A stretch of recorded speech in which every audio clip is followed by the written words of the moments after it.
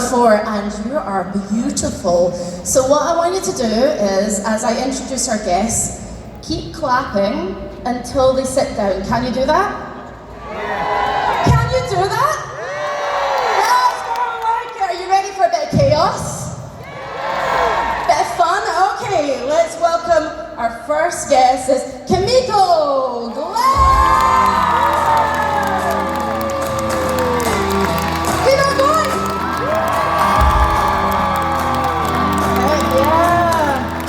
Keep it going for our second guest is Stephanie Woo! Keep those wee hands going. For our last guest is Blake Roman! Keep it going! Heck yeah! Ooh, cushy couches. I know, look, welcome. Welcome to my living room. It's very clean. It is really clean. Right now. I want to scuff it. I'm scared to sit down. Welcome to London, you guys. Welcome to MCM Comic-Con.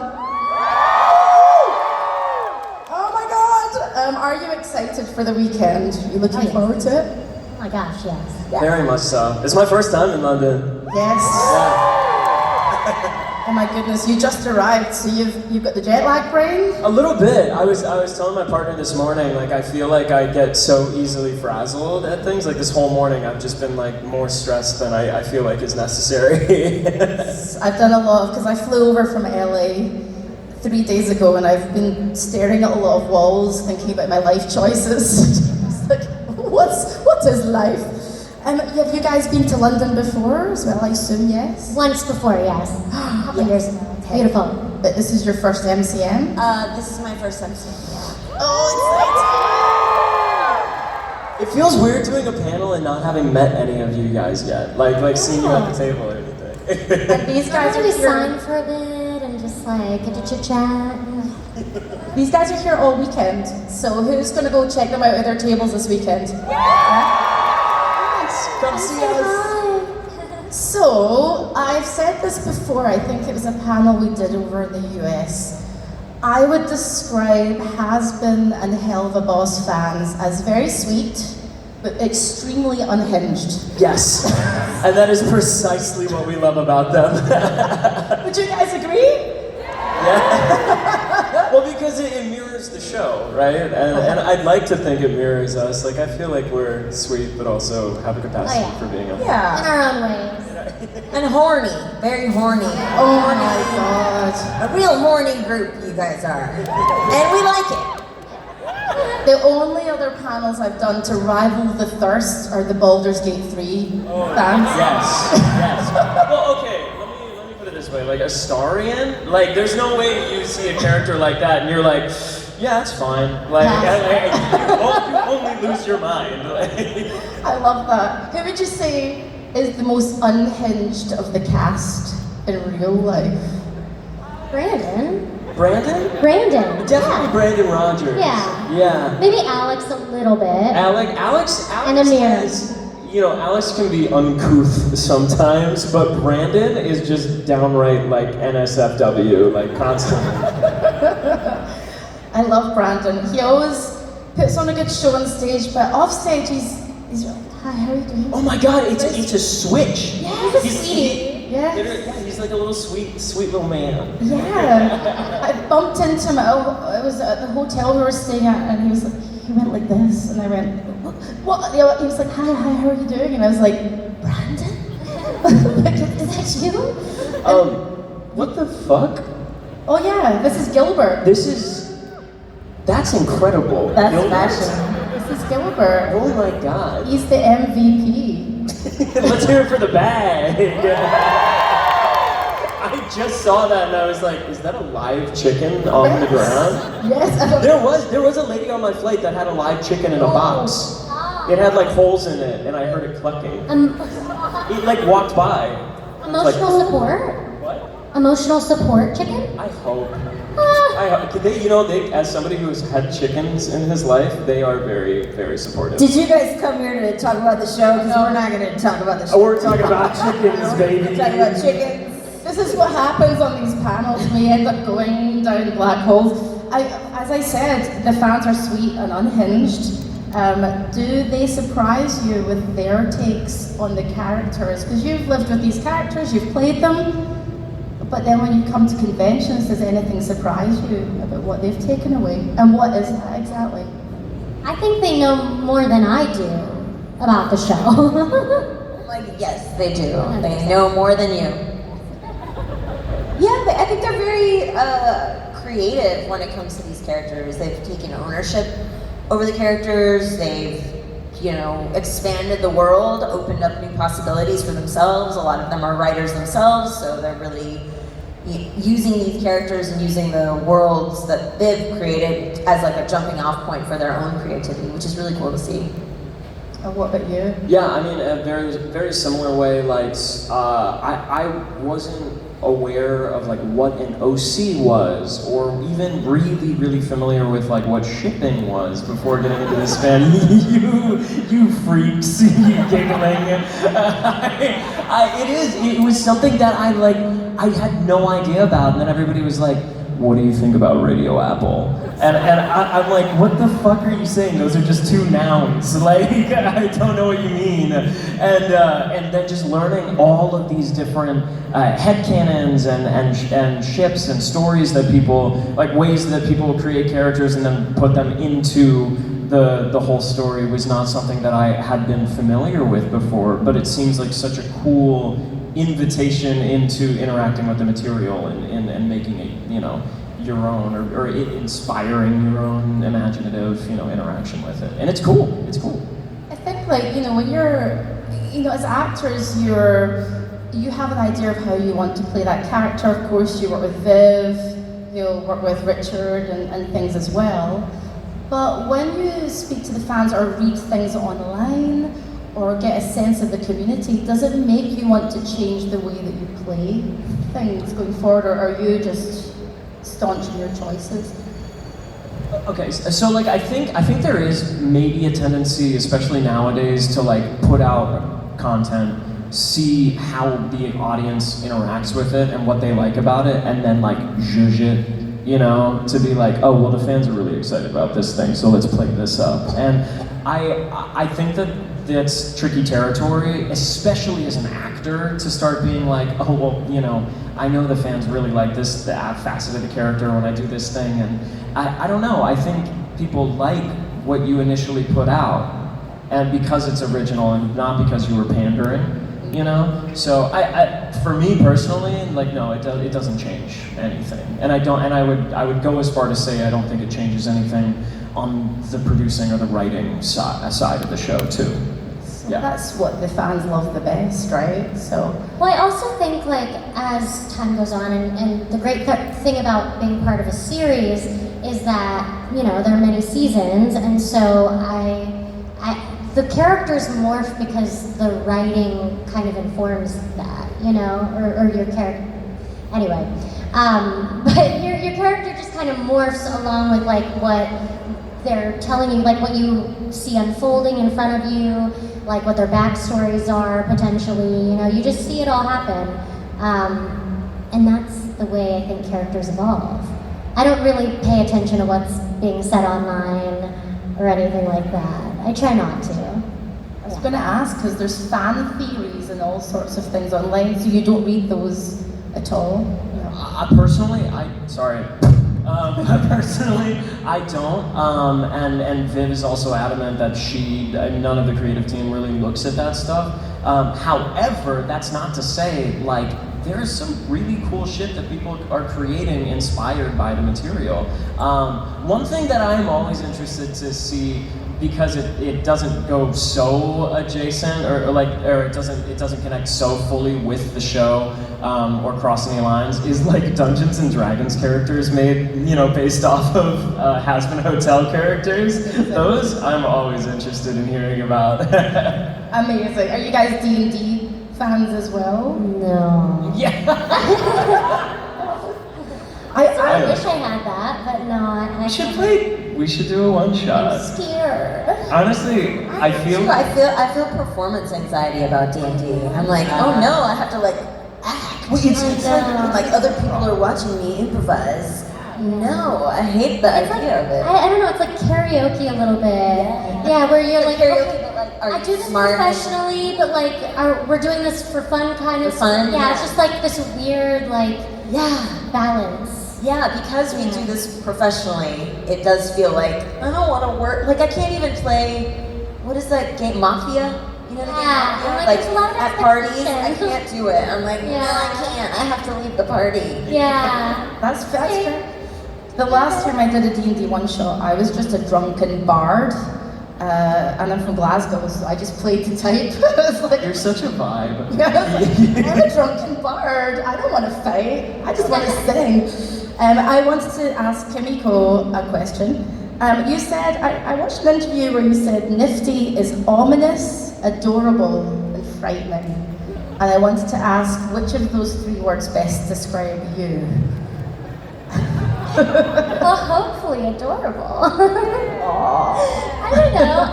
I don't think I'm ominous, and I don't think I'm frightening. I don't know. I've been told on occasion I can be intimidating, which is funny to me. I don't know. But I think also there was a time in my life where I was incredibly quiet, and so that's probably why. Where people just didn't know what was going on, like in my brain. But I've learned to speak up more. So, yeah. Who would you say is the most ominous, adorable, or frightening member of the cast in real life? Erica's very adorable. Okay. She's really just like energy, like a non-stop energy. It's sometimes annoying. But she is like so adorable in real life. She's very pure, like pure of heart, really, really kind person.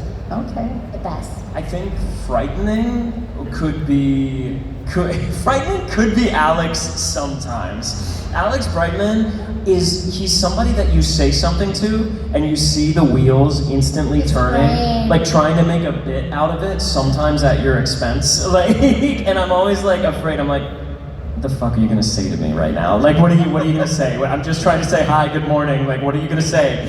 But ominous, definitely Amir.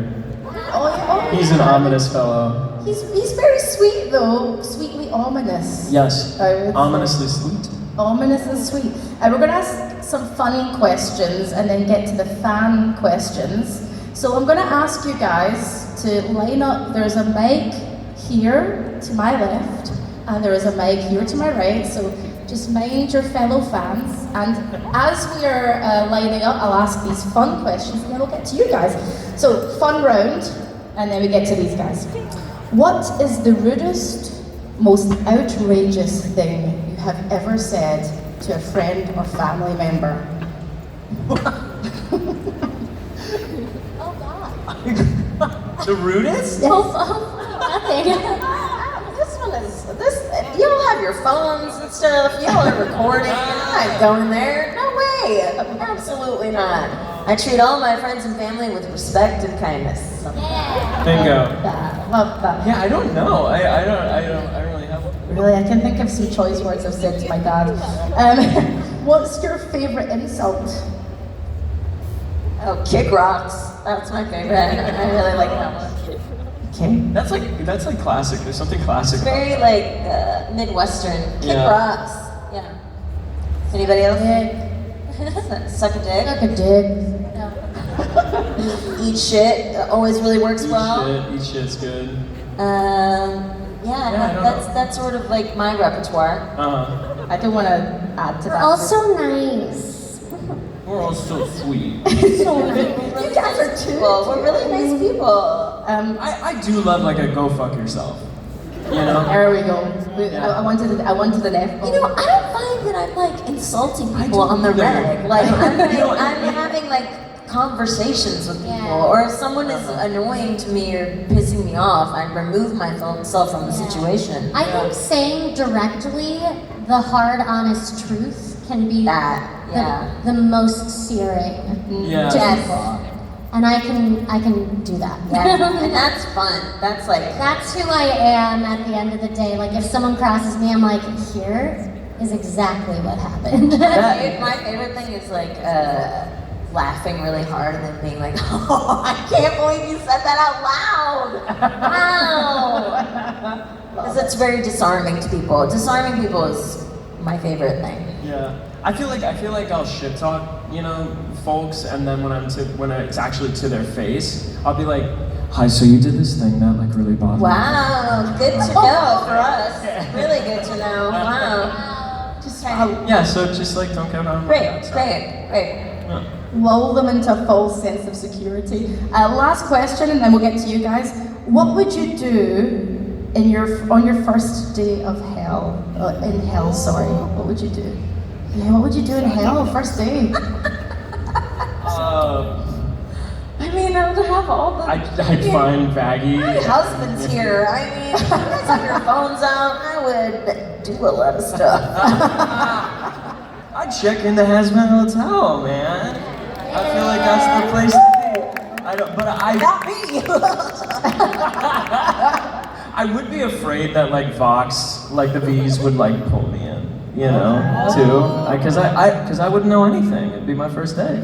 Okay, love that. Love how on brand you were. Loving that. Thank you. What about you, Kimiko? I feel like I mean, my instinct was something sexual, but I feel like I feel like I would try and find an ally first and foremost. You know, like make a friend and be like, okay, you know, that's my honest, teamwork. I think, yeah. Love that. Let's give a round of applause for the first part of the panel, please. All right. Now, we're going to get to the fan questions. Just one short question each so we can get through the line as much as possible, if that's okay, you guys. First up, my love, what's your name and question? You look gorgeous. Cute. Thank you. Hi, I'm Charlotte. I'm a London local. And my question is, not including any of the songs from the show, what song best captures the vibe of your character? Oh my god. And embarrassing that I didn't have this in my back pocket. Well, I think we mentioned this at cons in the past, so I apologize if it's reiterative, but I sang Toxic by Britney Spears as a part of my Angel Dust audition, and I really do think that was like so on brand. Like I think that would encapsulate his character perfectly, which is probably why they chose it for the audition. My poker face, my poker face. And you know the real lyrics, and if you don't, look them up. Wait, what are the real lyrics?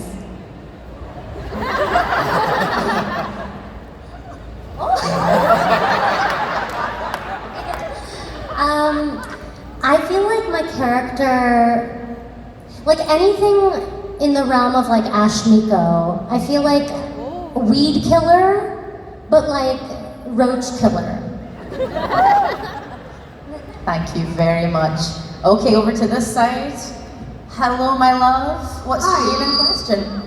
My name is Grace, and I was wondering if you could say anything to your Hazbin character, what would you want to say? You're not the mess.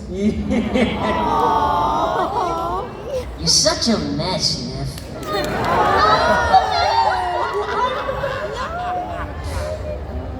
She does love you.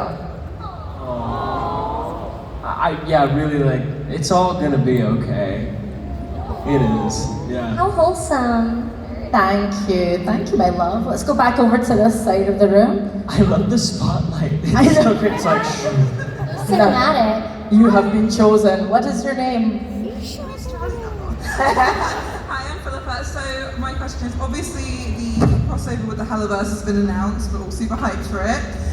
So who do you think from Hell of a Boss your characters are the most likely to be besties with, and which ones will be enemies, or in Nifty's case, like, you know, stabbable? You're gonna hate me. You haven't watched it? I haven't watched I haven't watched it either. But Okay. I've watched like secret parts of it. oh, yeah. Remember? Yeah, I do remember. In Nick's room? Yeah. Of the next season. Y'all are gonna lose your minds. I think I want to see Blitz and Angel like fuck shit up. Yes. Let me think. I feel like Vaggie Stolas would be cool. Like I do think that they would like get along on an intellectual level. Nifty, fuck, baby, I don't know who Nifty would get along. Nifty, okay, maybe Luna, honestly, like a Luna Nifty like moment. Okay, I'll look it up. Yeah, and she. Sorry. Thank you very much. Thank you. Spotlight over here. Hello. What's your name and question? Hi, I'm Dylan. So we asked this question to Brandon and Alex last year. Out of Hazbin Hotel specifically, which character would you kill off? How? What the fuck? Spoiler alert, Adam. First choice. Oh man. If I answer this question, I'll spoil things from the next season. So I can't answer this question. The guy that's like, what? They're singing? That guy?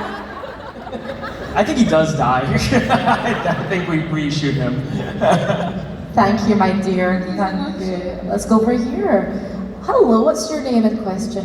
Hi, my name's Amelia, and not to single out Stephanie, but I do have a question about, as you typically play like quite badass characters, obviously Vaggie is, like Rosa and so on. What do you think is particularly different about Vaggie compared to your other badass characters that you've played? I think Vaggie's really deeply insecure. Deeply. I think the badassery is really quite a facade for the insecurities of whether or not she belongs, whether or not she's allowed to be in love, and whether or not she's deserving of love.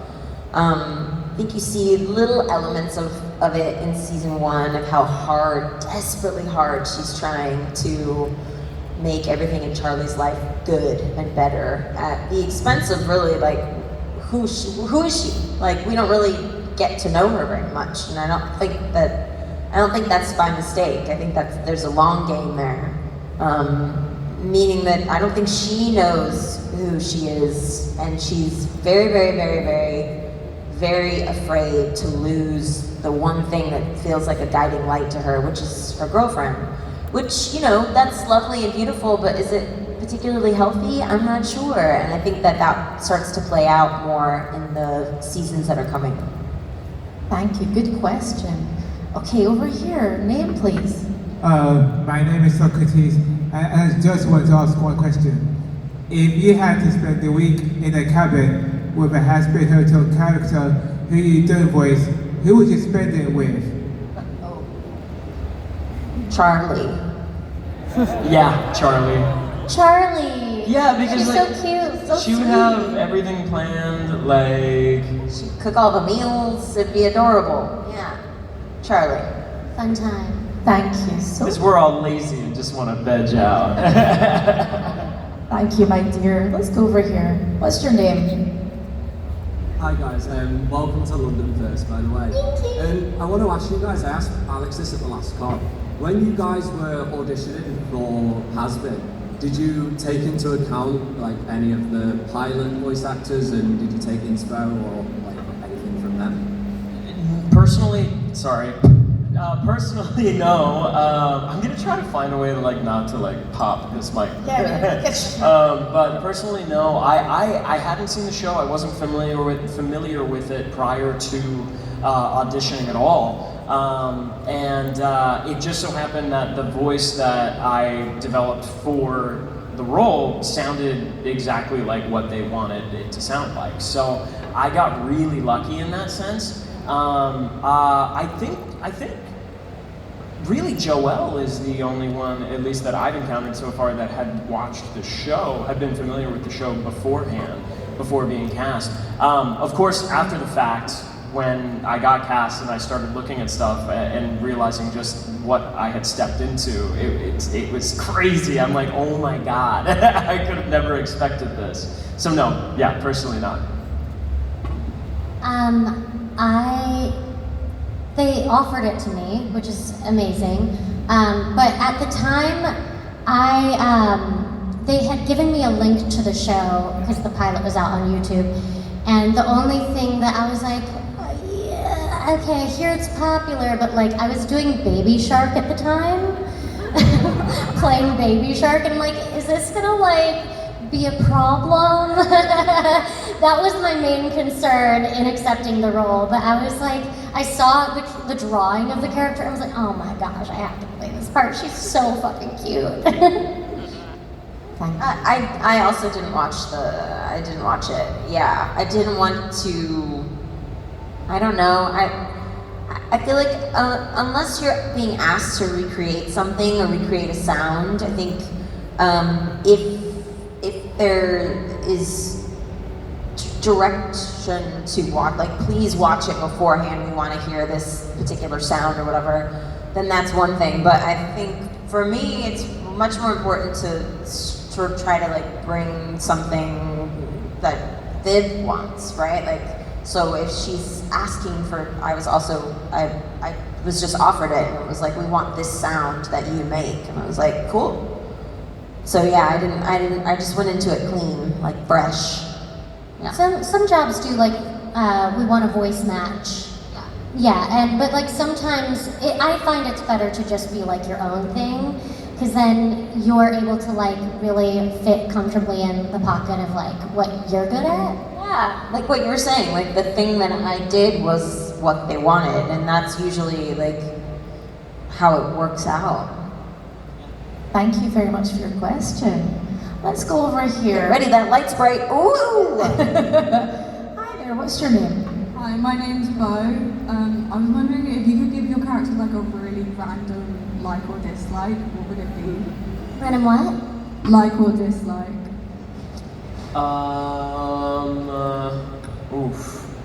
Oof. I don't know. I mean, like, I guess. Why did I think pasta? Why was pasta the first thing that came up? Angel Dust wouldn't like pasta. I don't know. Like drugs, just like babies. I think the first thing that came to mind was Sour Patch Kids. Do you guys have that? Sour Patch Kids? Yeah. I don't know, like the commercials are like, sometimes you're naughty, sometimes you're nice, or sometimes you're so sweet, sometimes I don't know what they are, but I got the vision. Yes. I think chicken purses would be something that Angel Dust would hate. Oh no! You know there's a little one inside. Stop! What do you mean there's a Show little one us, inside? show us. Like, the chicken is deep. I'm so sorry. I did the chicken is deep. Oh! What? Where did you get this? Just like pulling a chicken out of another chicken. Where did you get It's like a this? Russian doll, but a Russian chicken. That's Filbert. Filbert? That's Filbert and that's Gilbert. I'm very imaginative. Is this like a father-son situation? Or? Yeah, whatever. Sure. You know, the rubber chicken. Actually, we're going to spend the remainder of time of this panel looking through the contents of her purse. I'm a middle-aged lady. This is as exciting as it gets. Chickens. Thank you so much for your wonderful question. Thank you. Let's head on over here. Hello, my love. What's your name? Hello. Hi. I'm Jess. I was wondering, could you say your favourite quote from the show in your character? Do I remember any of my own lines? It's a great question, Jess, and the answer is no. I really don't. I don't. Do you still have? I mean, I can't. I have some. I mean, I have the Angel Dusts, but I'm trying to think of baggy, like quotes. I don't know. Oh fuck! Like I mean, I don't know. There, yeah.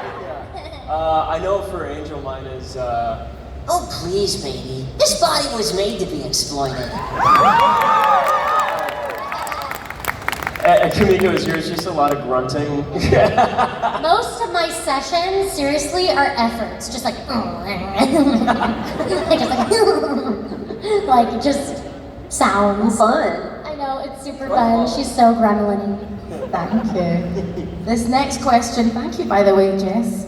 This next question is our last question for the fans, but you guys will answer questions this weekend? Oh yeah, yeah. Come to our Ask, tables. yeah, come to our tables, ask us anything. AMA, you look stunning.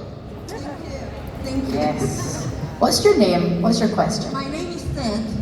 Sorry, I have the fans. And my question is, what is the most unhinged shit that a fan has ever said to you? Oh, child, we've been here all day, honey. Huh. I can see the whites of Stephanie's eyes. My personal favorite is when people get really upset, like I've done them really dirty because I don't sound like most of the characters I play. Like it's a personal affront to you that I'm very good at playing pretend, which is okay, sure. And like I'm not sure how to react to it. I'm always like, wow. Okay. You're like, I'm an actor. Yeah, but I don't want to be rude, right? Like, you never want to be rude to someone that's like, why don't you sound like you do on TV? When you're like, oh, I don't know. I think most of the unhinged stuff happens to other people. Did you really point at Blake? Yes. But I'm always amazed when people come up to like my handler and think that they're Kamiko. Because they're usually white. And I'm like, girl, it's me. But there have been plenty. I mean, we have a lot of running jokes. Yes, yeah. I think one of my favorites, I did have somebody come up to me and they were like, hey, could you moan my name in Angel Dust's voice into a voice memo? And I was like, fuck no. I won't be doing that. But honestly, like, respect. Like, shoot your shot. God damn, I was just about to go, how would that sound, Blake? It was just crazy. But you know, like there's been quite a lot. But like I think that there's also moments where there's a lot of just authentic interaction that happens at these tables where I know people don't necessarily mean like anything by it, and I'll just kind of just meet them where they're at. But I have gotten to the point over the past like year of doing these cons for the first time that I've gotten good at establishing boundaries, I think, yeah. Yeah, no groaning, no moaning. No. No sexual sounds, please. Shoot your shot. Shoot your shot. Don't shoot anything else. That's it, just your shot. And by all means ask, because Blake has boundaries now. So he's got those boundaries there up high.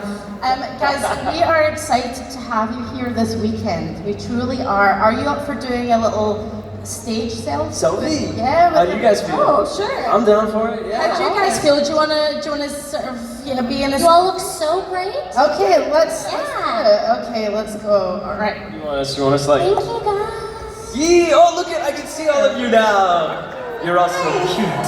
That's really nice. All right. Okay, we're gonna take a selfie. Let's stand here. Listen, sorry if that wasn't quite as horny as you wanted it to be. All right. Okay, but we're trying to be polite. Oh no, my butt. I don't want to look at that. I'm gonna say 3, 2, 1. Here's the horny part for you. We're all gonna shout Hazbin Hotel. 3, 2, 1. 3, 2, 1. Cool. Thank you so much. Yeah. Thank you guys.